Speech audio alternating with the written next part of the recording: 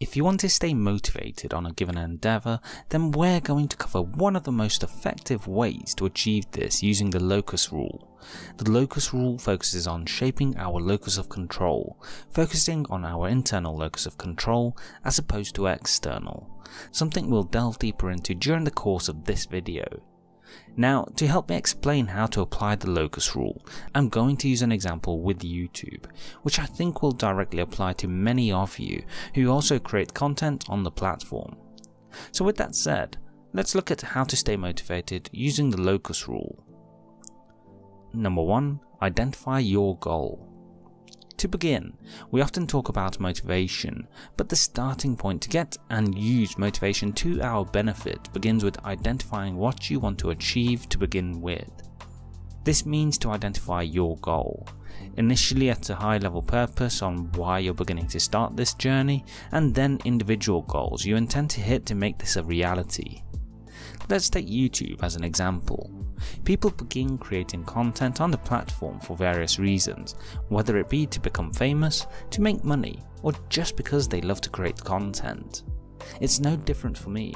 I found myself seeking to go past my natural comfort zone in life, learn and develop new skills, and create content that's of value to people. Number 2. Identify what you need to achieve your goal. Once you know what you're working towards, you need to identify what you need to achieve to succeed in making your high-level goal a reality. Another way to look at this, consider the milestones you need to reach to get closer to that goal, which can provide guidance on the direction you need to take. Going back to YouTube, imagine having two creators, both of which want to achieve success on the platform and both of which intend to build businesses on the back of it. While both have the same end goal, the path they choose to get there might vary significantly, as while one might hope for millions of views to make great income off AdSense, another might want to funnel traffic from YouTube to services they offer, so it's vital to identify this. Number 3. Identify variables in your control. So now you've got your goal and a path to get there. The next step is to identify variables that will help you reach that goal and which ones you can control. This is where the Locus Rule and internal and external locus of control come into play, as you see studies have shown that when people feel that they can control results, they feel more motivated to reach them. So at this step, it's vital to identify what it is you can control, or do, to try and help you hit your targets that will help you to reach your goal. In the case of YouTube, this would be to follow best practices, to engage in communities, to share your content in places you know you can, and so forth. So going back to our two creators on YouTube, let's say the creator working to build services chooses to focus efforts on variables they control, while the other tries to depend on the algorithm in hopes that their videos are shared. Which do you think is going to feel greater levels of frustration? It's going to be the latter, because as creators we have no control over which videos the algorithm picks up, so many times our efforts feel in vain, even if we follow best practices. Therefore, it's important to focus on the next step. Number 4. Create a plan focused on controllable variables. Let's keep with our two YouTubers for the moment.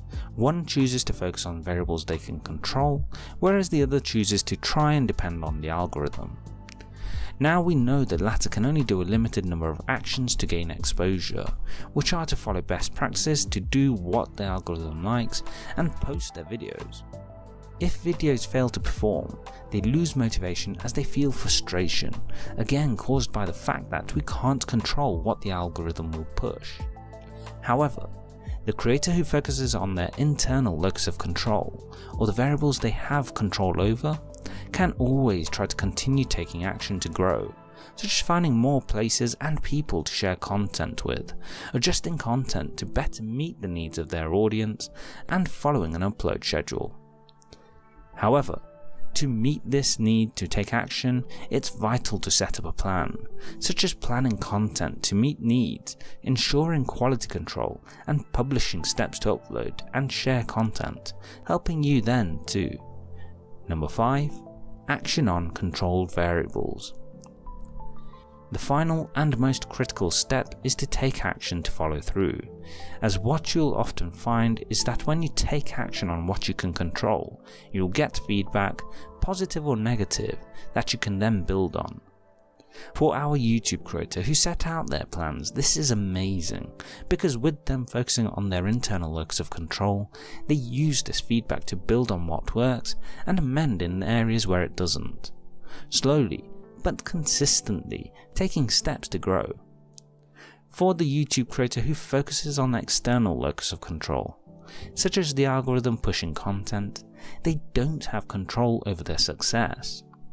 The fact is, out of the two YouTubers, in times of difficulty, only the one that applies the locus rule is likely to stay motivated, making them significantly more likely to continue to achieve their goal. Were you previously aware of the locus rule? Let me know in the comments section below.